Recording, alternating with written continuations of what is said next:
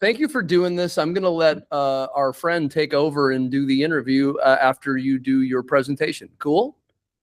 Great. All good. So how many students are there? There are 11. There aren't 11 tonight. There are 8. There are 8 of them. And I'll go in the back. Great. I'm just wondering, this is okay. Let me see. How do you see this? Is this, you see all the slides? Do you see one? We see there's a sidebar, but we see one. If you want to just do your full screen, that would probably help. Yeah, it's actually not. It says it's full screen. Okay, this is fine. Yeah. See what this does now. Okay, it's a little bit weird, but see.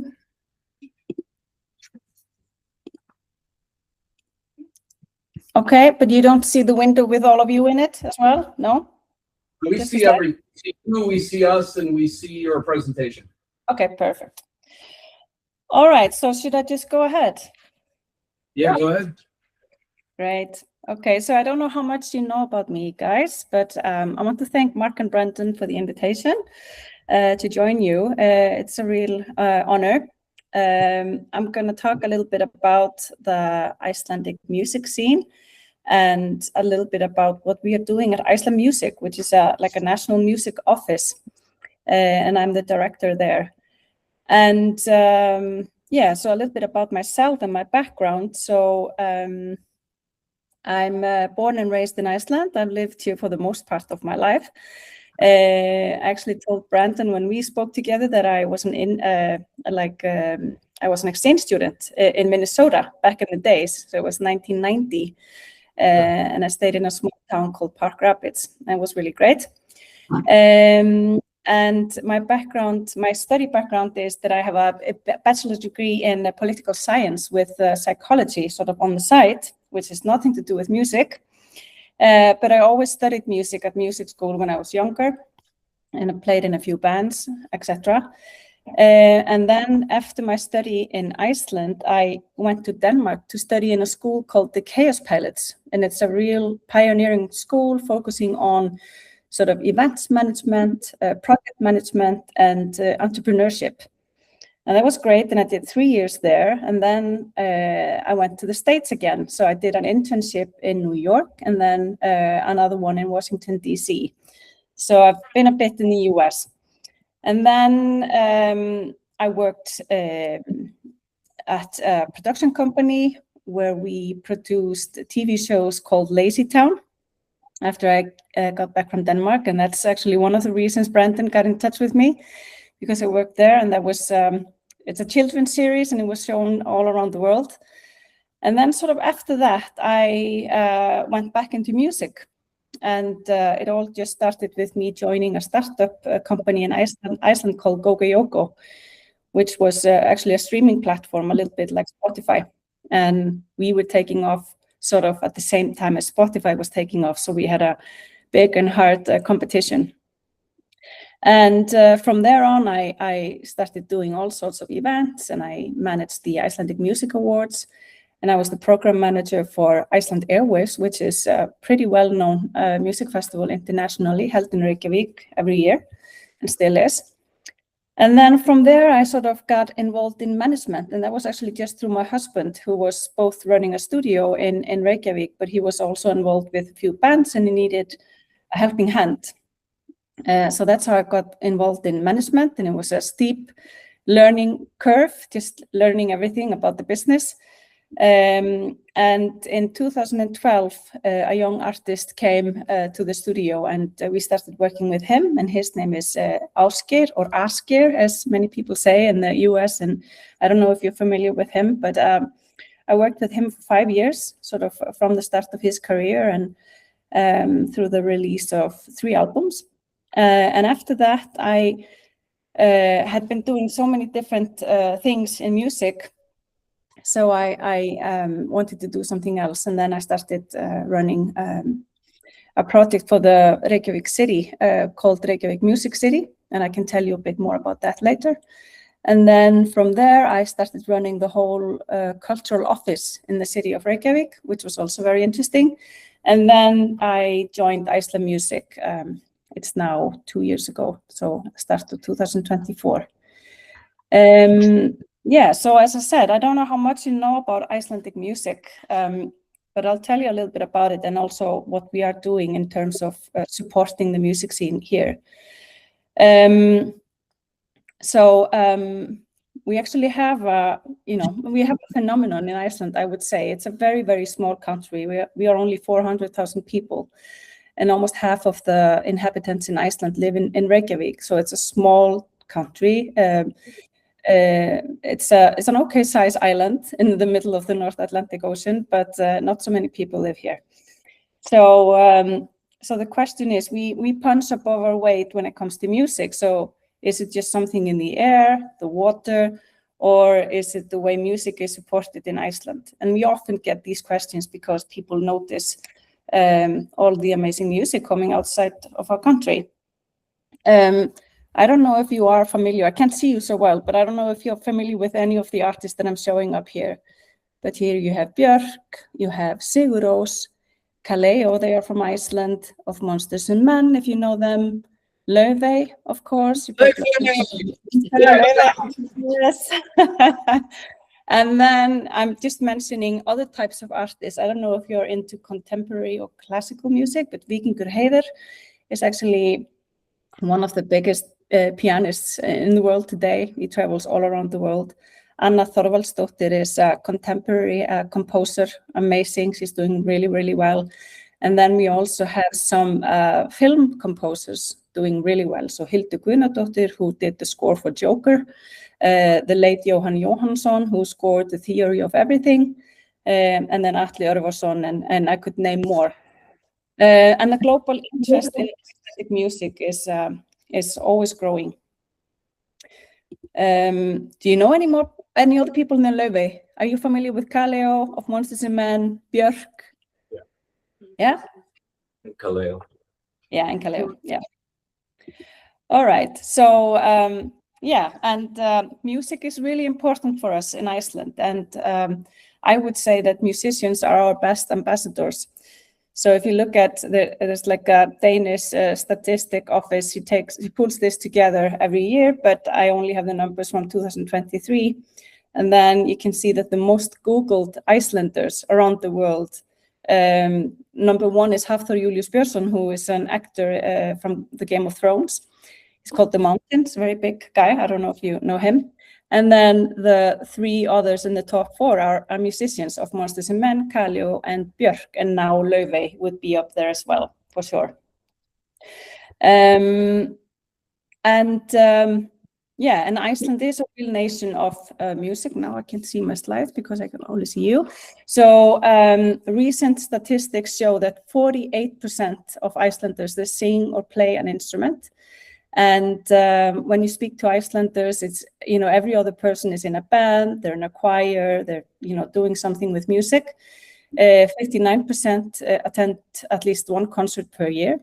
94% listen to music on a regular basis. And on average, we listen to music for 78 minutes per day.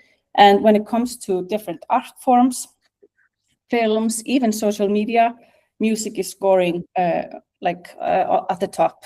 So music is really what binds us together here in Iceland. Let me see, can I move over here? So how is that? How does that happen? I would say music education and music participation across the country and amongst the youth is really the foundation. We have strong music schools around the whole country. And it's very common for children to attend music schools when they're younger.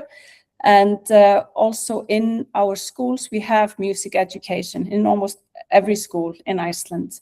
You learn about music and so on. And there's widespread youth participation in different bands and things like that, and choirs, and it's very common. And so the outcome of that is that we have great talent and professionalism just when it comes to the music itself. we have musical diversity, and just the general community interest in music. People are really engaged in music because most of the people have studied music when they were younger and so on. But the challenge for us now is to ensure sort of the continued access to music education around the country and activities. And yeah, sometimes we have new governments and they are doing cutdowns, etc. And music education is getting more expensive. So we really want to hold on to that. And we still want music education to be accessible. And what we say is that if we want to remain a music nation, it really starts with the education and the participation of our youth in music. On to the next one. Another thing that is sort of really unique about Iceland, and I think that's sort of, it plays a part in creating the unique sound and image of Icelandic music. We are so small, you know, we are so few that when you're into music, you're in a band, people know each other, and the community is very sort of tight-knitted, and people play together, and they play together across genres. So, for example, Hildur Guðnadóttir that I named earlier, she's a really well-known film composer today. Now, earlier on, she was in a punk band, and then she was in a rock band, and she worked with this one and this one and this one. Then she went to the University of the Arts, and then she got into more sort of contemporary music, and now she's scoring films. And one of the things also is that when you grow up and you play music in such a small community in a small country, you know what is guiding you is just the fun of, you know, making music and playing with your friends and fooling around. There is no sort of market formula. You don't really have any high hopes of ending somewhere and sort of being successful in that sense with your music. So it's very playful, very experimental, and people are, you know, playing together, working together across genres. So that's something that we talk about, that it sort of plays a part in what is creating the Icelandic sound. So we have all these amazing musicians and people doing great stuff, and the music being really unique that is coming out of here. But also being that small, we have a weak industry. And, you know, I've talked about the sort of the good sides of that, but, you know, there are also worse sides to that. And we lack and have lacked the infrastructure in Iceland. And that also meant that when our artists that the government had been, you know, funding through the years, when they take off and when they become successful, they leave the country. And all of their, you know, team, everyone that they are working with, and the labels and the managers and the agents and so on, they are not from here. So sort of the financial value that they are creating doesn't end up in Iceland. And what we have been talking about in the recent years is that, you know, there's nothing really stopping us here in Iceland having, you know, international labels, international agents, strong managers that can work internationally. So we increasingly want to try to keep the catch at home. You know, if you think about fish, we're like a fishing nation. So we want to try to keep it here, like not at, you know, at least that it doesn't all leave the country. And we want to build up our sort of infrastructure in music. Let me know if you have any questions while I'm talking. It's okay. We will. Yeah. All right. So in the last few years, a lot of changes have happened in the music scene in Iceland. So when COVID hit, you know, we have all these different music associations, you know, organizations around the country. You know, it's the composers, it's the performers, it's the labels, etc., etc. And before, people were sort of working in their corners, but especially when COVID hit, one of the things that we did really well is that we joined forces very quickly. And I always laugh about it now, but you know, we got together and we talked about the effect that COVID was having on the scene and why it was important for the government to support music in these times. And we wrote a report about the effect of COVID on the Icelandic music scene and released it in July 2020. And like looking back, that was really early on in COVID. So we had at least, what, two and a half more years of that. But that was really the key to a good dialogue with the government. And in that report, we talked about the effect of COVID, but we also just talked in general about the way public funding was set up in Iceland, what was working, what wasn't working. You know, it was pretty divided. We have two different offices, one working with sort of more the contemporary music, another one working with pop, rock, and indie music. We had 3 different music funds and all of these kind of things. And so we talked about the changes that we'd like to see. And we also talked about the need to not only and always just focus on the artists. And that's sort of a tradition in Iceland to support heavily the artists themselves in the creation. But we sort of wanted to open the eyes to supporting the whole music ecosystem. So when you're putting all the funding into artists, which is great, and you don't have any venues for them to play at, or you don't have like proper festivals, you don't have, you know, managers to work with them and so on. So we wanted to sort of increase the funding and support more of the whole ecosystem of music. And this work was all sort of bottom up. We had a great minister then at the time for culture, and she really listened, and we got the support from her. And yeah, so many great things came out of that. She formed a working group, and I was a part of that. And the results were like a new Iceland Music Office, which I work now for. Instead of 2 offices that we had before, we got the first comprehensive legislation on music in Iceland.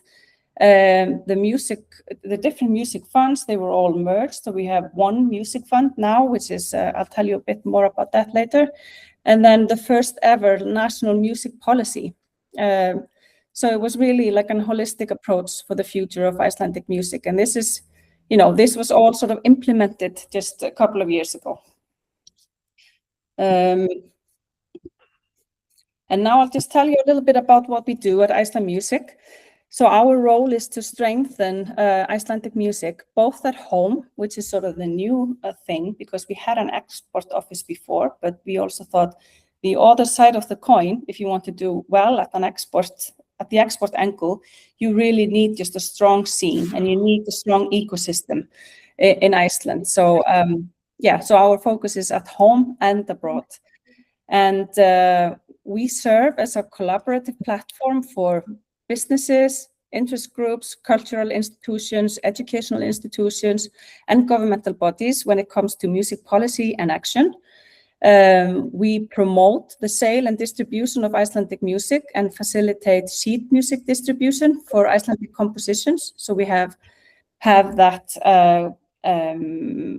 shop in a way that has 12,000 works of Icelandic composers.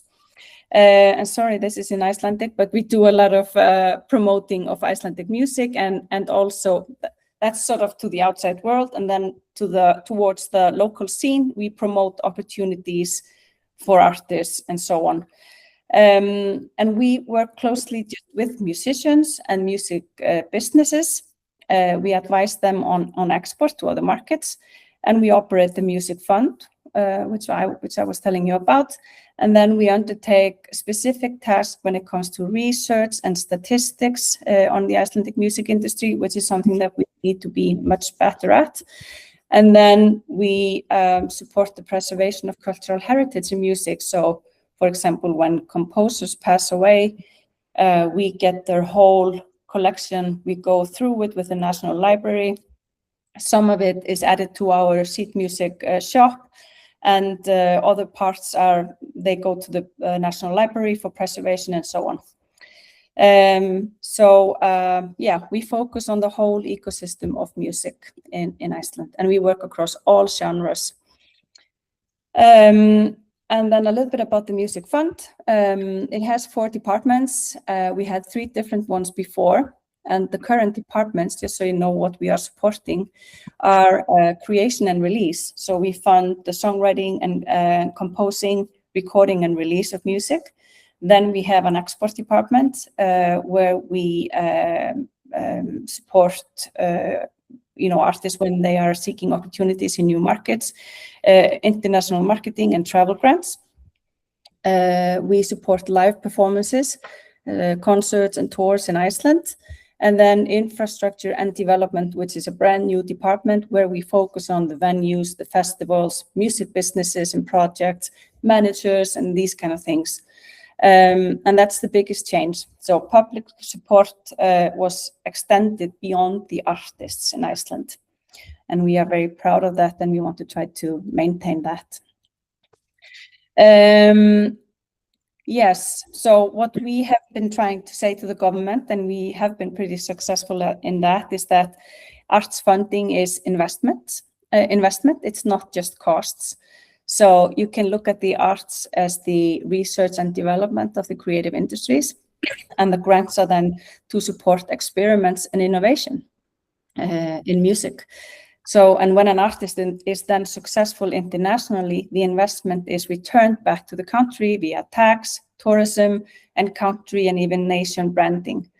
And a recent research here in Iceland shows that every krona, which is our currency, put into funding the arts is tripled in income for the government when it comes back. So it's an investment. And yeah, so for us, it's about nurturing the artistic creation and the whole ecosystem. And that's how a bigger share of the value chain remains in Iceland. And it also creates further opportunities in Iceland's next ambassadors. The money that we get is only a little less than $3 million to run both the music fund and our office. So it's really a small investment for the government, but the benefits are great and the impact is big. So what explains the Icelandic music phenomenon? I'd say it's all of the things that I've been going through. It's the education, it's the community participation and interest, it's unique pioneers in music that have paved the way. It's the artistic freedom and collaboration across genres, the playfulness and the experiments, and the great public support. Let me see if I can. Well, yeah, you can just check it out, or we can go through it later. You have the website here, and I really encourage you to go and check out the website, icelandmusic.is, and you can choose English, and you can see a lot of the things that we are working on, our specific projects, and yeah, a lot of great news of Icelandic music. And then the QR code here, you can click on that, and then you can access our playlists at Spotify if you want to familiarize yourself with more Icelandic music. So that's it.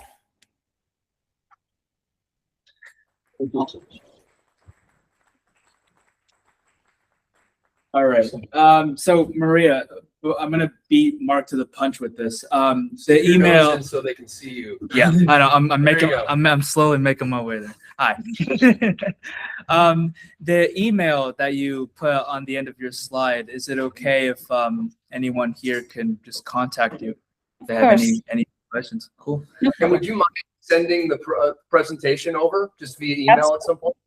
Okay, great. Before I continue with my interview portion, does anyone have any immediate questions right off the bat? I have a question.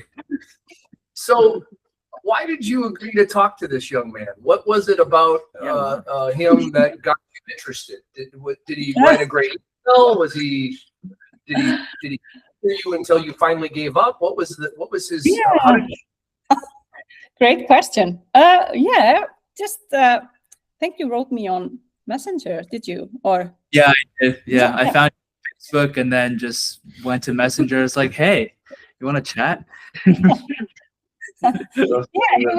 must have been just a really nice message. No, I just go by like a gut feeling.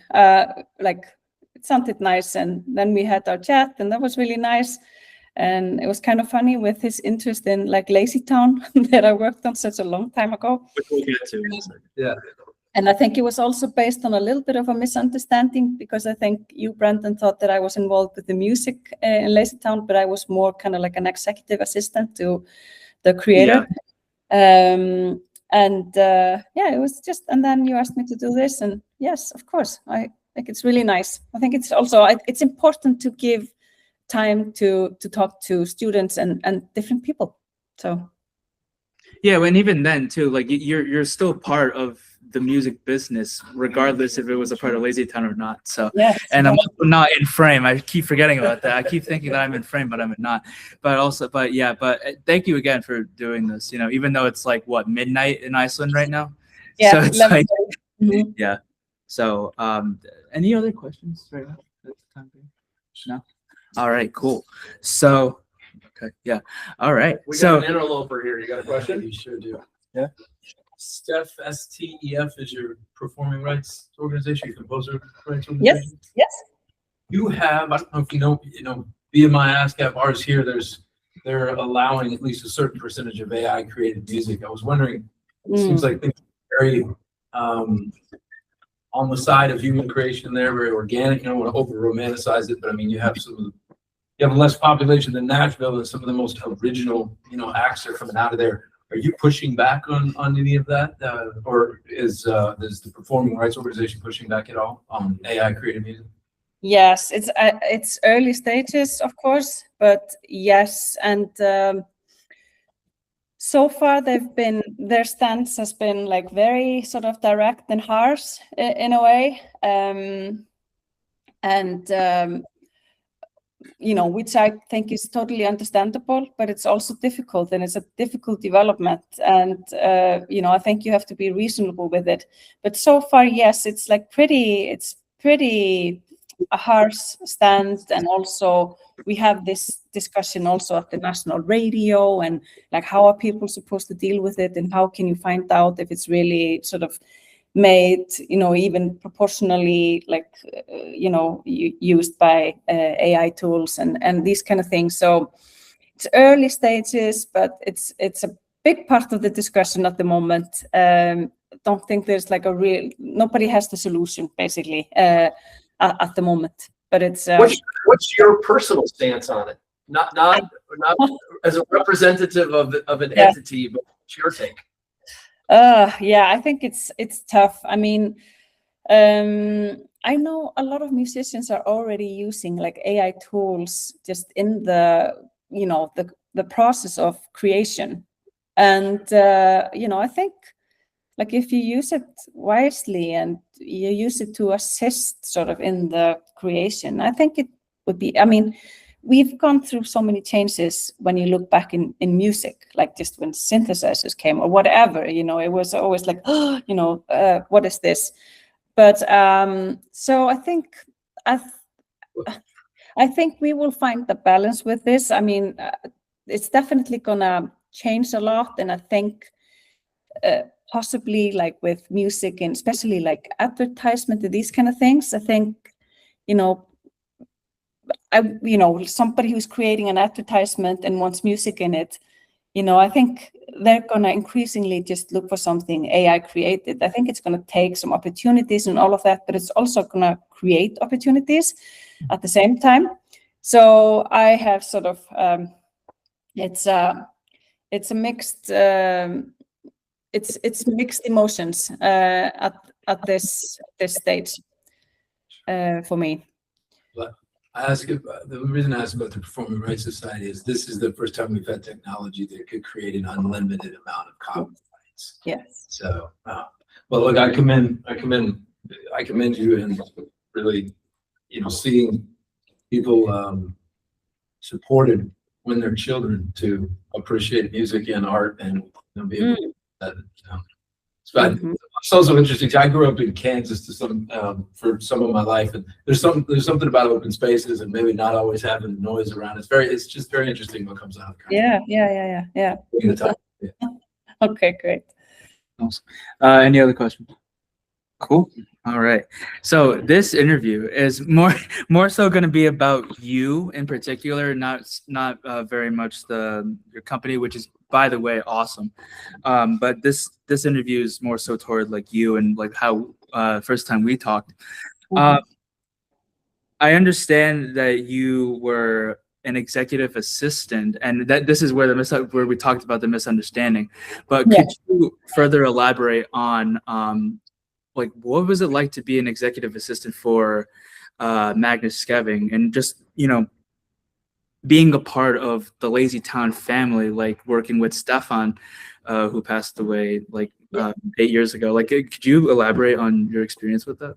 Yes. Are your fellow students familiar with Lazy Town? Are you guys, do you know what Lazy Town is, guys? Okay. Yeah, well, that was a crazy time. I worked there for 2.5 years, and Magnus Skeving, the creator, he's absolutely crazy. And I think you have to be in order to do something like that up here in Iceland. There's nothing really stopping that guy. So, before Lazy Town, we had no, like this was a huge production studio with green screen. There was so many people working on the program from all over the world. It was just a huge project. So yeah, I joined in 2005 and I stayed there for 2.5 years. And yeah, I was his executive assistant, and that meant just basically doing everything. It was just, helping him with like running projects, and when he wasn't around and all of that. It was also sometimes just driving his kids to school, like, when his wife worked at the company as well. So she was in the financial department. So I had to, and that's actually something that I'm good at. I don't think that I'm above doing anything, and I can, it's just doing what you have to do. So the funny thing is that I went to visit Magnus Skeving. I took some people from Denmark that were visiting me, the principal of the Chaos Pilots, the school that I studied at, and he was so interested in things that were going, on in Iceland. There were so many things happening in 2007. This is right before the financial crash in 2008. So lots of mad people here just doing crazy things, and Magnus is one of them. So he came to Iceland, and one of the things, one of the companies we went to visit was Lazy Town. So we had a meeting with Magnus for over 2 hours, where he jumped and did all of these crazy things and told us about this, project that he was doing. And we walked out of there, and I was like, oh my God, that's nuts. I would never be able to work there. And just 2 days later, I got the phone call, because the person who was the executive assistant at that time, he was actually my old principal at the music school when I was younger. And he was starting to do something else. So he was like, so what are you doing today? What are you working on, etc.? Would you be interested in checking out this job? I'm going to be doing something else. And then I called the principal, who had gone and left back to Denmark. And I was like, you won't believe what just happened. They just called me from Lazy Town, and they want to meet me to see if I want to take on this job. And then actually I was offered the job, and then I called the principal again and said, you can't believe they're offering me the job. And he said, just say yes. Yes. You will only learn from this. You will learn from the good things and the bad things. So it was a huge experience. And I remember Magnus, he went on so many business trips to the US and all over the world. And that was one of the tasks, also just preparing him for business trips, his agenda, all of the stuff, packing everything for him for these trips. And I just remember the first trip that he went on, so much hassle, and he thrived on crisis and being last minute always. So, he had to do tons of meetings before leaving for the airport and all of that. And I was just stressed and, putting everything together and organizing all these meetings. And then I took him to the car, and he was always very late. He was almost like missing his flight every time. And then I sent him away, and then people just stood there like clapping, like she did it. It was the first trip. So it was, and I got the chance to go to LA, for example. I just started, then I went with Magnus and Máni, who wrote the music, but he also wrote the scripts with him, and Mark Valenti, who's a script writer in the US. I got to go to LA. We stayed at Four Seasons, and it was just a week of writing scripts. So all sorts of crazy stuff as well when I look back. Yeah, but and the reason why I mentioned Magnus, because Magnus is such a badass entrepreneur. Like, Yeah. I remember going back on a YouTube video and just watching like how it all set out and how he pitched it to, airing the show worldwide, which is freaking mind-boggling. Yeah. But that's one of the reasons why I had you here, Yeah. not to only talk about your role in the music business, but to also talk about how much of a badass an entrepreneur Magnus is, because this whole class is called entrepreneurship. So might as well. Mark, I think I saw your hand. Yeah, I have a question. So you sit when you're the executive assistant, you sit in an interesting seat because you literally see everything. Yes, totally. Sounds like down to his underwear in your case, you're back to bag, right? What did you take away from what insights did you bring forward into your own career now in a leadership position that you sort of borrowed from watching him operate? Wow, that's a great question. I think actually, I think it's okay also to talk about the bad sides, but I think what really, Lazy Town and Magnus, you would probably say that he's successful, but I think there were also some limits. He was sort of very controlling in the whole process of creation. It was such a huge company, and they were working on these episodes, but they were also doing merge and all of that and trying to keep up with the success. And I think one of the things that one of the big takeouts for me is that you have to let go, and you have to trust people, and you can't manage everything. That really sort of, now in my role, I mean, we are not a big organization at Iceland Music. We are only 8 people, but we have so many projects going on, and it's just, sort of surrounding yourself with good people and then trusting them to do the job, and not having to be involved in everything. And I'm so passionate about music, and I've been doing so much hands-on work since I started working with music in 2008. I've just been on the floor organizing events, being a manager, so close to the creation and all of that. Now I'm sort of the director, and it has been a challenge to step back, and I'm doing a lot of, I am, speaking with the ministry, and I am worried about the funding, and I'm writing the reports and doing a lot of presentations, these kind of things. And sometimes I miss being, in the action.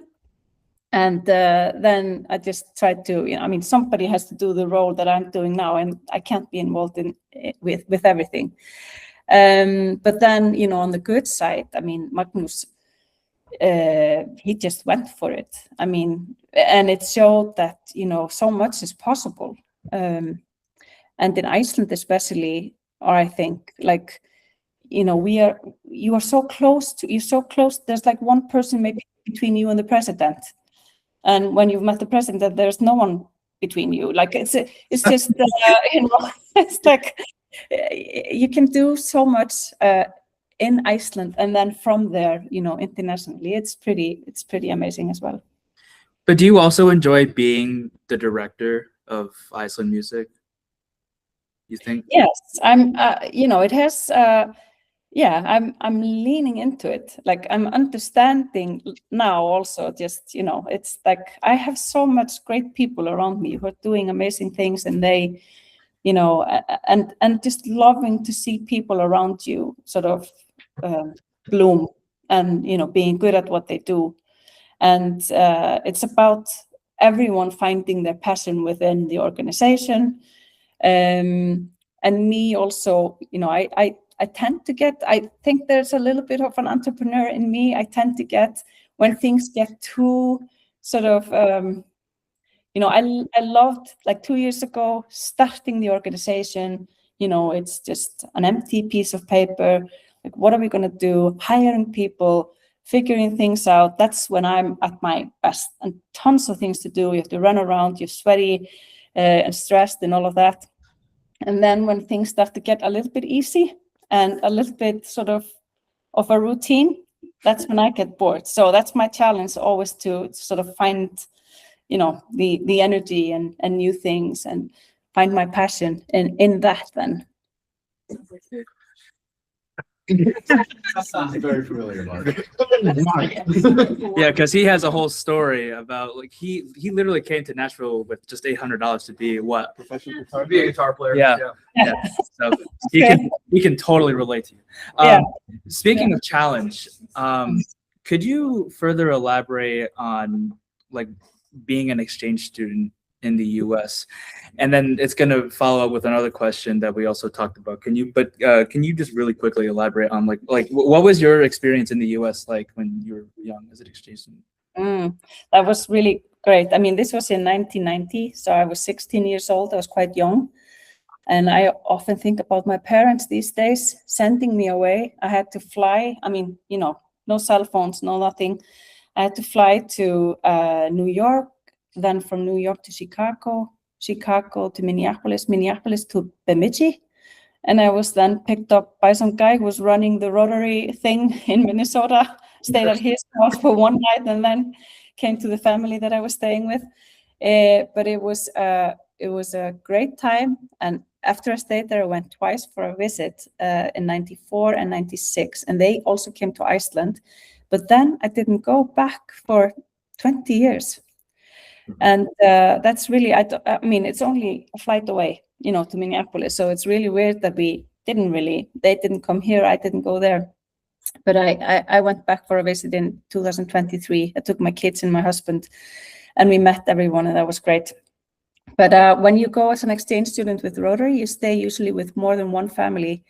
So I stayed with two families, one until Christmas and then the other one after that. And this was almost a year. And it was quite interesting because the families were friends. And the first family that I stayed with, in Park Rapids, everyone lives around the lake. So both of the families did that. But one of the families, the first one, they didn't even have a television. And I was like, I was going to the United States, the country of like TV and films and all of that. And then I came there, like, and they were just out in the country. And they had like the lambs and the horses, no TV, just reading books at nights. And I was like, what? So that was weird. But they were really nice people. And so I learned a lot from them, and they are amazing. And then I went to stay with the other family and note that they were really good friends. They had everything, like TV in every floor, and like that kind of home, American home that I had imagined going as an exchange student, 16 years old. But yeah, I got a lot of great friends and sort of stay in touch with some of them still, and just great memories. I learned a lot. And the reason why I asked you if Brady was here, because I wish he was here, because him and I are also in the marching band, and I understand that you were also a part of the marching band. I was. Yeah, that was great. yeah, I play the flute. That was really amazing. We don't really, I mean, we have marching bands, but not in schools in Iceland. So that was quite interesting, like the crazy uniforms and marching before games and that was really something else. It's fun, isn't it? Yeah, it's great. A fun experience. Absolutely. I have been talking with a friend of mine, and we want to create an all-female like brass marching band in Iceland. Now. Yeah. And actually, one more point, and then I'll probably leave it over to questions. To any more questions that any of my peers have. Relating to my internship, because I work at Oh Boy Records, and they're sick of hearing it because Steve Fishel keeps mentioning about it like every 5 weeks or so. I know, but you have a relationship with Oh Boy Records in some sort of capacity. Can you talk about that? Yeah, that's quite funny. So, yeah, how about that? Are you trying to be nice? So my husband, he runs a studio here in Hafnarfjörður where we live. It's a suburb of Reykjavik, and he's a country fan and folk music fan. And yeah, he's a producer, and he had been listening a lot to John Prine.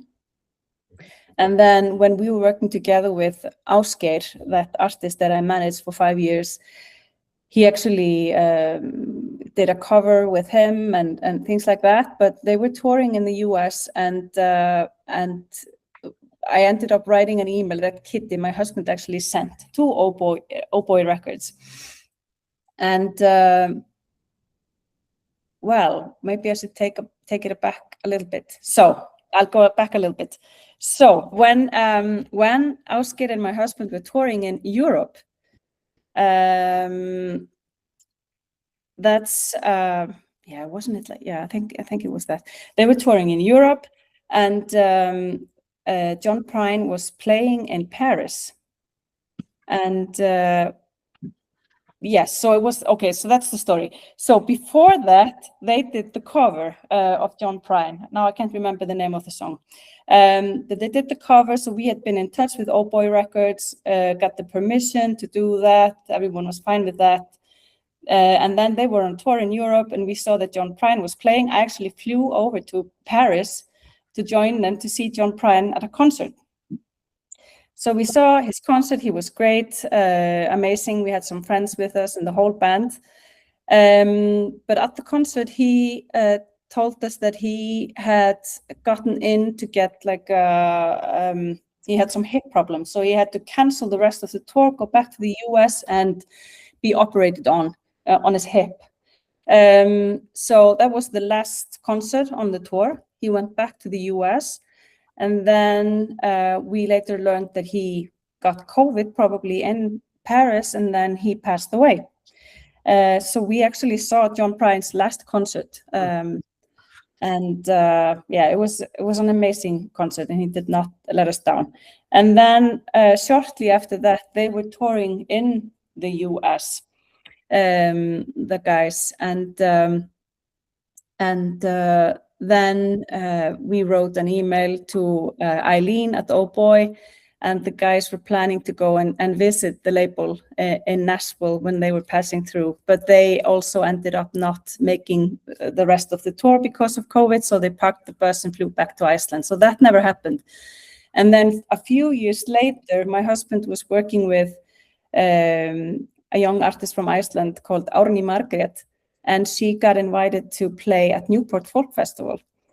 So they went there, Árný and Kitty, my husband, and she played the festival, had a lot of fun with the festival organizers and the different artists that were playing there. And then they were taking the boat back one night, and my husband is wearing the John Prine t-shirt, and this lady on the boat comes up to him and said, "Oh, I love that t-shirt." And turns out that it was John Prine's wife. Fiona. In the boat, yeah, Fiona. So that was it's quite funny, like several different meeting points. And now after that, my husband has actually reached out to them again, so they are chatting a little bit again about music. So it's quite funny. Yeah, that's awesome. Oh, by the way, really quick, you told me earlier, and this is just a me kind of conversation, but how was South by Southwest? You went to South by Southwest recently. Yeah. It was, I stayed for like 2.5 days. I flew all the way. It was very short, but yeah, we've been going there with Iceland Music. We've been going there. This was our 4th year, I believe. So we bring artists and we work together with Business Iceland that sponsor the whole thing, and we do a reception where we introduce a reimbursement scheme in Iceland called Record in Iceland. So if you record your music in Iceland, you can get 25% of the costs reimbursed. So we do, we promote that and do a little reception, and had 2 artists playing. So that was great. It's been changing a little bit, I think, in the last few years. Before it was music, and then it was film, and then it was sort of tech. Now it's all taking place at the same time. And it's kind of funny that, I've worked as a manager. I've sent numerous artists to South by Southwest, but I never made it over myself because I was having kids, and I always had to stay back home. So this was actually my first time, being there actually at the spot. Great. Yeah.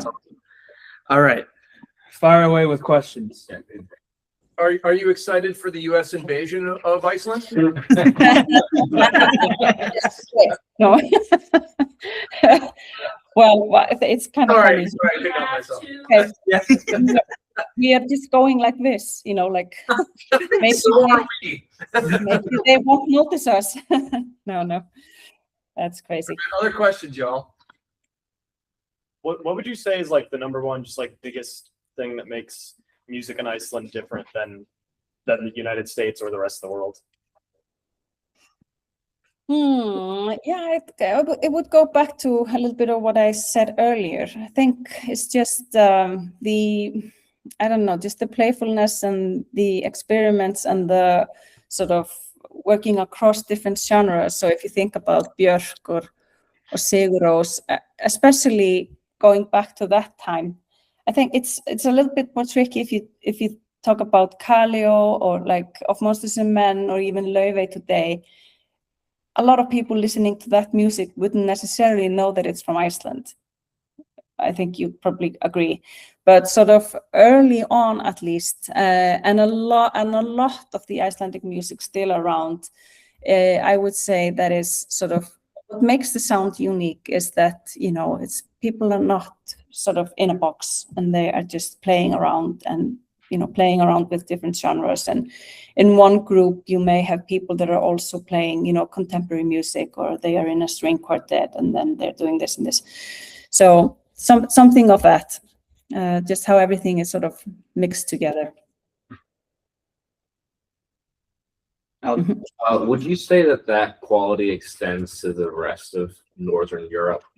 Does a lot of that also happen with, your Scandinavian friends over in Sweden and Finland and Norway, as well as Denmark and parts of Germany as well?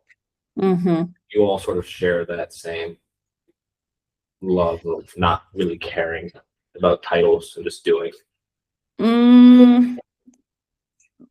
In some countries, like I think it's pretty special for like smaller countries. You could maybe speak about the Faroe Islands or something that are actually a part of Denmark. But because we work very closely with other Nordic countries, and especially like if you talk about Sweden or Denmark, even Norway, I think it's more sort of formalized, and you would see more of kind of like pure pop and like commercial songwriting and these kind of things in place.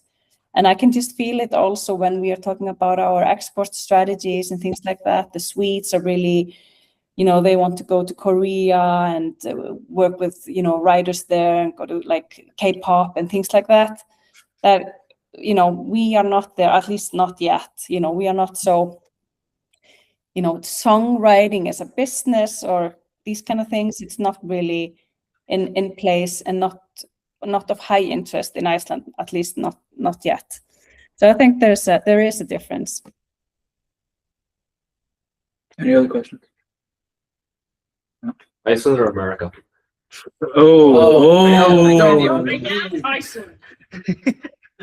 Iceland or America? Did you say that?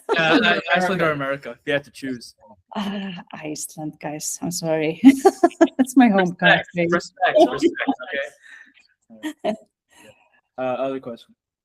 No. All right, Maria. Thank you so much for being my mission pastor and for coming on this meeting. I appreciate it so much, and we'll definitely keep in touch for sure. Absolutely. Thank you for the invitation. I think it was it was nice to talk to you, and I hope you got something out of it. Absolutely. Thank you. Take care and good luck.